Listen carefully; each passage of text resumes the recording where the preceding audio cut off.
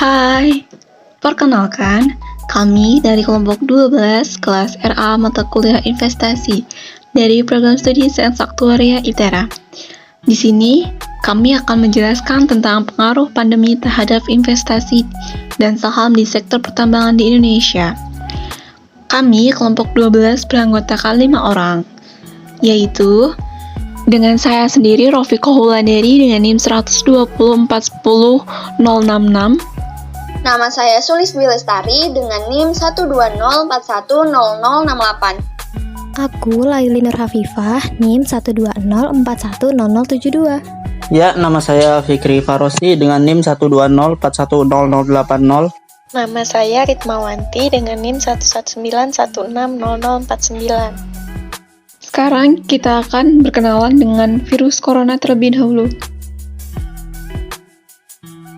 Pada awal bulan Desember 2019, sejumlah pasien dengan penyakit tak dikenali berdatangan ke Rumah Sakit Pusat Wuhan, Cina. Hal ini disampaikan oleh mendiang Dr. Li Wenliang. Penyakit yang menyebabkan radang paru-paru tersebut diduga diakibatkan oleh virus yang berasal dari pasar ikan Huanan, yang dimana pasar ini juga menjual binatang liar. Nah, pada tanggal 1 Januari 2020, pasar itu pun ditutup. Tetapi pada bulan ini juga, Cina mengumumkan sebuah virus yang biasa kita kenal dengan COVID-19 atau virus corona.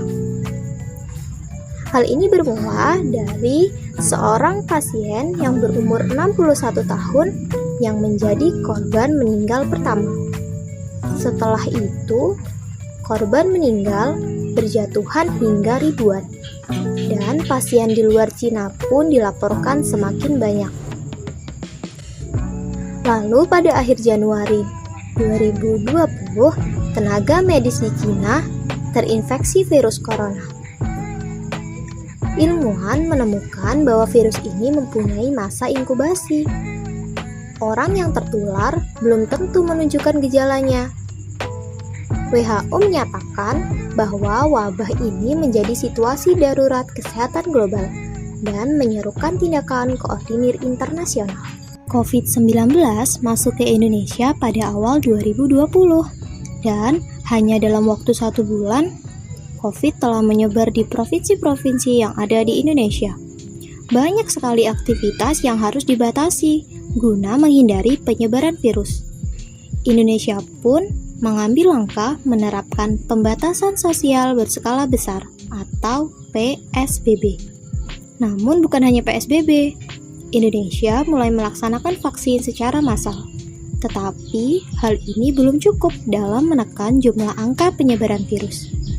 Karena adanya pembatasan sosial yang menyebabkan terhambatnya aktivitas, maka bukan hanya sektor kesehatan, tetapi sektor perekonomian juga terkena imbasnya, mulai dari pemutusan tenaga kerja yang mengakibatkan tingginya kriminalitas hingga tingginya angka kemiskinan. Bahkan saham-saham perusahaan di berbagai sektor pun mengalami penurunan. Nah, sebelum kita bahas lebih lanjut mengenai saham nih, ada baiknya kita tahu apa sih itu investasi. Jadi, investasi adalah cara yang dilakukan seseorang untuk mencapai suatu tujuan di masa depan dengan cara membeli atau memiliki suatu barang atau jasa, yang dimana barang atau jasa itu dapat memberikan suatu nilai.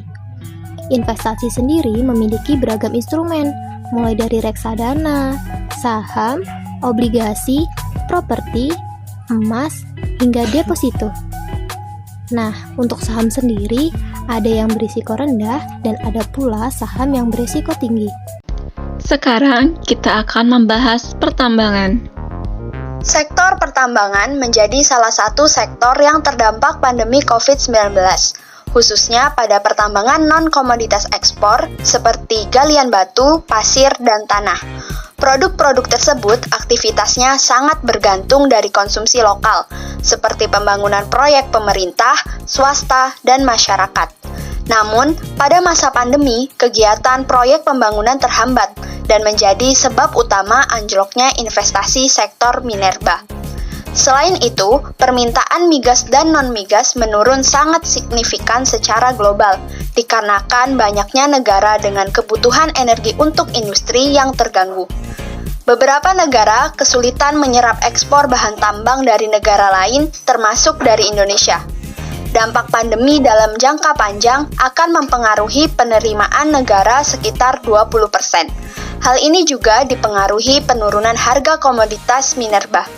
Perusahaan tambang masih beroperasi namun pendapatannya menurun. Karena pendapatan yang menurun, saham tambang pun mengalami penurunan.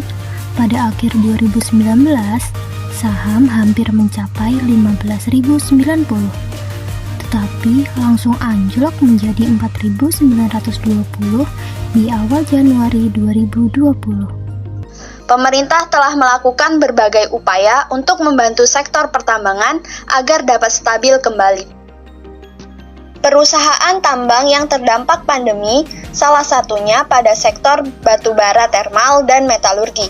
Beberapa contoh perusahaan tambang batubara yang terdampak pandemi diantaranya PT Bukit Asam Tbk. Perusahaan ini mengalami penurunan penjualan di kancah internasional. Hal ini disebabkan pandemi yang meluas hampir ke seluruh dunia yang menyebabkan sulitnya mengekspor produk batubara, sehingga target penjualan di kancah internasional tidak tercapai.